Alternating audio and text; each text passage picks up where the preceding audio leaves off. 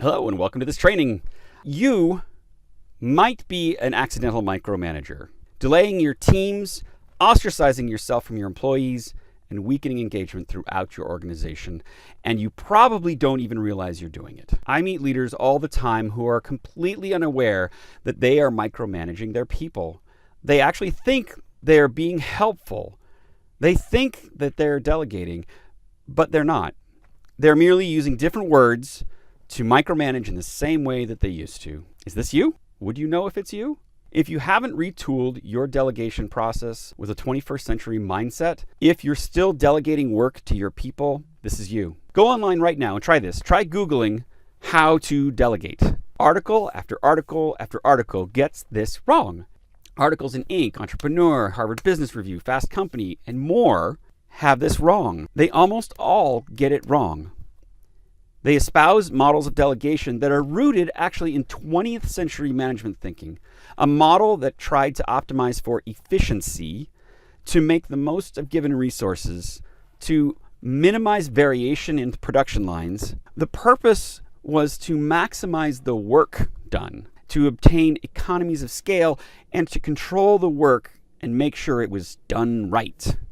But that's a paradigm that's largely run its course. Those are not the objectives in 21st century leadership. To be competitive in the 21st century, businesses must capitalize on your most important capacity. Business today does not need a pair of hands.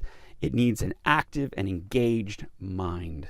To get that, you need to increase engagement and maximize decision capacity. They all get it completely wrong for a 21st century environment. They all tell you to delegate tasks, delegate work. I'm telling you, never delegate tasks or work. That is micromanagement. Delegate decision making. And that's a lot harder than delegating tasks. And it takes more guts from you as the leader. It takes trust. But in the end, there is nothing that will grow your organization faster than delegating decision making. Okay, don't be stupid about it. Right? I'm not saying to be crazy. You need to make sure that they can handle it. You don't just throw them out there without any preparation. People need practice. They need the tools. They need to understand what decision-making process is being used. And believe me, they won't believe you when you first start, when you begin with. They will not believe you actually mean it, because in most organizations, decision-making authority is consolidated at the top, and it is not delegated. So they won't believe that you actually want to engage them in decision-making process. You need to communicate, over-communicate your intent. What is the intent of what we're trying to accomplish with this decision? If they can understand your intent and they can understand the boundaries that you communicate, then they can make better decisions. You need to communicate the type of decision. What kind of decision are we making here right now? You need to make sure that they have the right information to make the decisions. This is a lot harder than just delegating a task for someone to execute. You need to make sure that they have the right information to make good or better decisions than you would make. And they will do it differently than you. So be ready for it. How you respond when they do it different than you will determine if delegation of decision-making authority will succeed in your organization.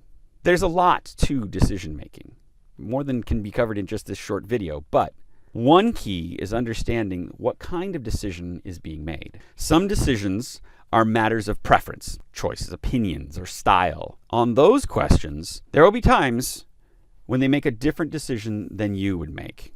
When that happens, it's really important that you hold your tongue. The best thing you can do is hold your tongue, let it play out, write it out, live with it. If their decision makes the work harder or take longer, it's actually better to let them live with those consequences than it is to fix it for them, so that they can own the results and learn from them.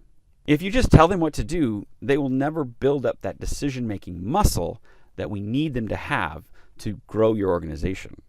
And they won't learn and grow and own the solution. The other kind of wrong decision is when they make an objectively wrong decision. When this happens, and it will happen, you need to take the blame and the consequences. It's your fault for not communicating the right boundaries.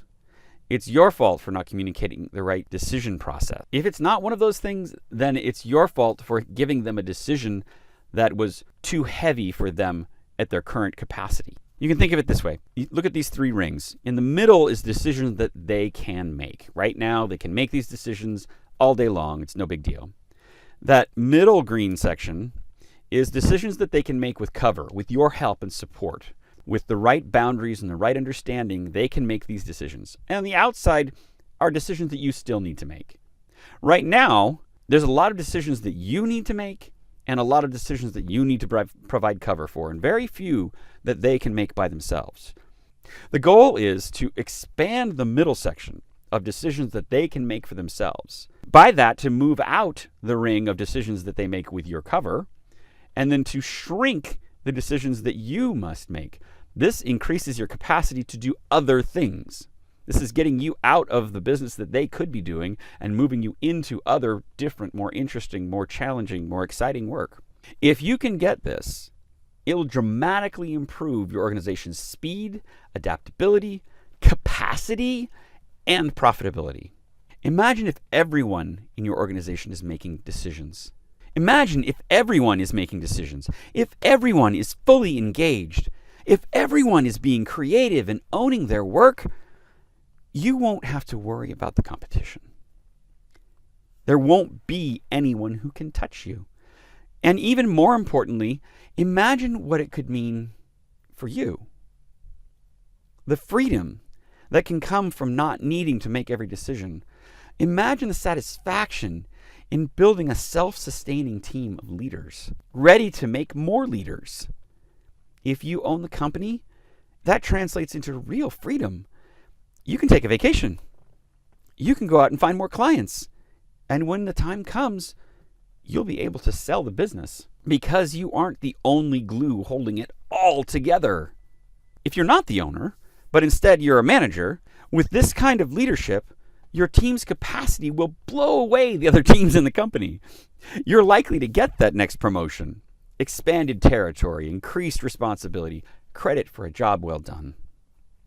Tom Peters once said, "Leaders don't create followers. They create other leaders." So let's walk back through a few of the actions that I've covered in this short training. First, tell them, right? Tell them that you're going to be training them. Tell them that you're going to be delegating decisions. Warn them and then follow through. They're not going to believe you the first time you say it. So warn them that you're going to be trusting them and giving them authority and responsibility to make decisions. And then provide them some training. Tell them how decisions are made. How do we make decisions in our organization? Is this a single person decision or is this a collaborative decision? There's a lot of decision making processes, but help them understand, is this an objective decision where there's an answer, or is this a matter of preference? And then truly delegate that decision. My wife and I have this analogy that we use. It's called, we say, who has the rock on this? Imagine you're holding a rock in your hand. A small rock that fits in the palm of your hand. You close your hand around it. And if you hand it to another person, it leaves your hand and enters theirs. Now they close their hand around it. You're not both holding the rock at the same time. That would be silly for both of you to hold that rock. It doesn't make any sense. One person holds the rock. So the question is, if that rock is the decision-making authority, who's got the rock? Is it you, or are you handing that off and allowing other people in your organization to take the rock and make those decisions? I hope you enjoyed this short video. And if you did, I have 2 quick favors to ask.